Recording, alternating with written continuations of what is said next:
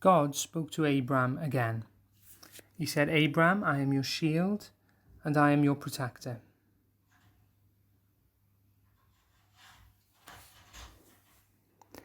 Abram replied, he said, Lord, you've promised me a family, and you've promised that the land of Canaan will belong to my family.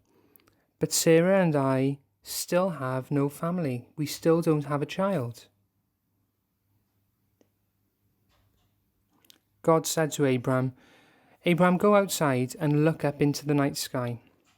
Look at the sky and count the stars, if you can count the stars. Well, of course, Abram couldn't count the stars. There's so many. There were millions, possibly even billions in the sky. Abram would have to stand there his whole life if he wanted to count all the stars. God said, Abram, your family will have so many people that they will be as many as the stars in the night sky.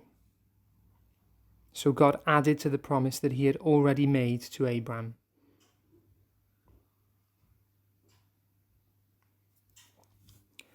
But over time, Abram and Sarai grew older and older and older, and there was still no sign of this family that God had promised them.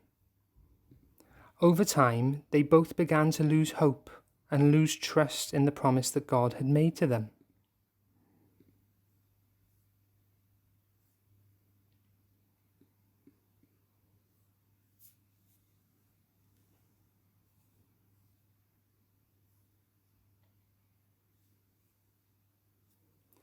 So, Sarai came up with a plan. She had an Egyptian maid called Hagar. She took her to Abram and said, Abram, we haven't got any children, and I don't believe that we're going to have any children. We're too old. So why don't you have a family with Hagar instead? Sarah didn't trust that God would keep his promise anymore.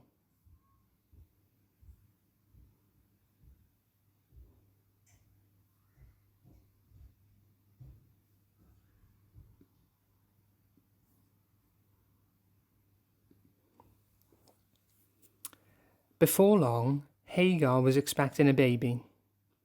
But when she was expecting a baby, Sarai was unkind to her. She mistreated her. Even though it had been Sarai's plan for Hagar and Abram to have a family instead of her and Abram, now that it was actually happening, Sarai was jealous, and Sarai was upset, and Sarai was angry. She wanted a family, and she couldn't have one, and now Hagar was going to have one instead. Hagar was so upset that she ran and fled into the desert. Alone and helpless, she stopped at a spring to rest and drink. But while she was there, an angel, a messenger from God, found her. Hagar, where have you come from, and where are you going to? The angel asked. I'm running away from my mistress, Sarai, she answered. The angel said, go back to Sarai and do what she asks you to do. You will have a baby. You are going to have a baby boy, a son. And when he is born, you need to call him Ishmael, because Ishmael means God hears or God listens. God has heard you and God has seen you in your misery. He has seen how upset you are, and he has found you here in the desert. Your family is going to grow. It will grow and grow and grow, and your children will have children, and they will have children until your family is so large that you won't even be able to count how many people are in your family.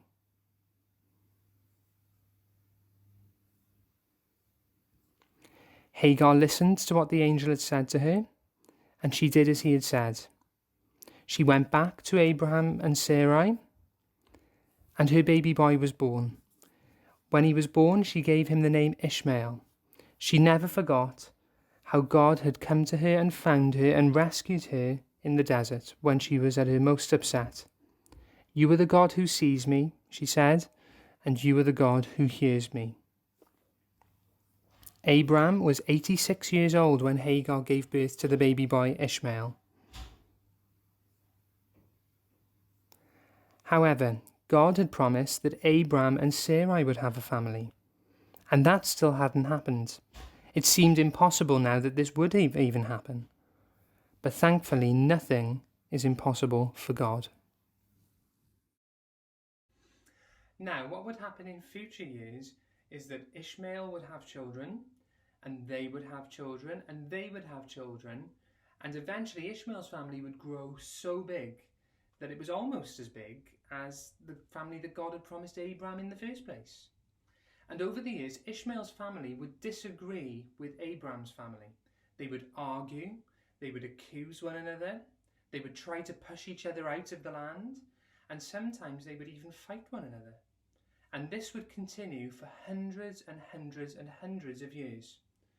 All because Abraham failed to trust God's promise again. You see, because Abraham didn't trust in God and his promise, there were consequences that lasted for a long, long time. It's the same for us. If we fail to trust God, there are consequences. We'll still be his enemy instead of being his friend.